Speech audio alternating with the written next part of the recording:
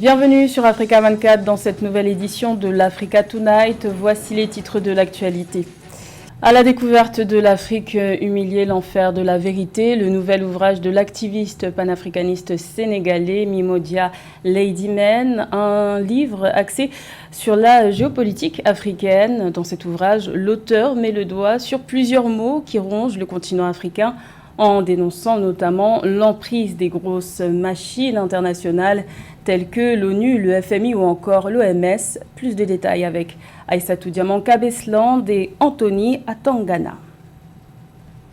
L'Afrique humiliée, l'enfer de la vérité est le nouvel ouvrage de l'essayiste sénégalais Mimodia Ladymane. La séance de dédicace a eu lieu le 11 septembre 2021 à Paris. Dans cet ouvrage, l'écrivain a voulu donner son point de vue sur des thèmes liés au continent africain, notamment la crise sécuritaire au Sahel, provoquée par l'ancrage du djihadisme, mais également l'épineuse question monétaire du franc CFA. La monnaie doit être obligatoirement adossée à une politique budgétaire. Vous avez beau avoir votre monnaie, s'il n'y a pas une bonne politique budgétaire qui est affiliée, alliée, adossée, vous perdez votre temps, vous n'allez jamais vous en sortir. Et pourtant, ces institutions internationales, que sont FMI, Banque mondiale, imposent des Africains certaines règles qui ne nous honorent pas.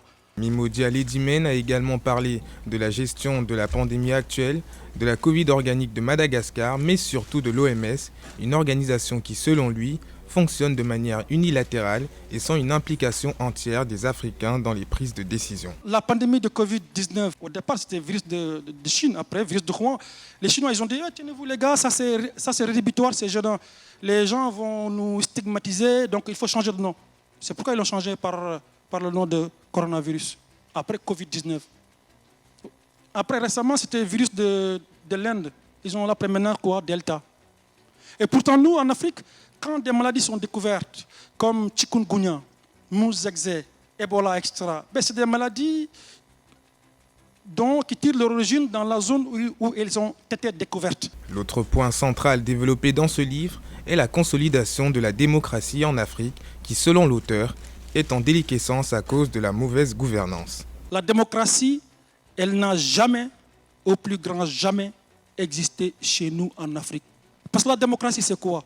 Le point d'entrée de la démocratie, c'est le respect des libertés, c'est le respect des minorités. L'autre point de la démocratie, c'est la justice. On a vu des gens qui détournent les deniers publics, qui sont affiliés à un parti politique, mais qui ne sont jamais traduits en justice.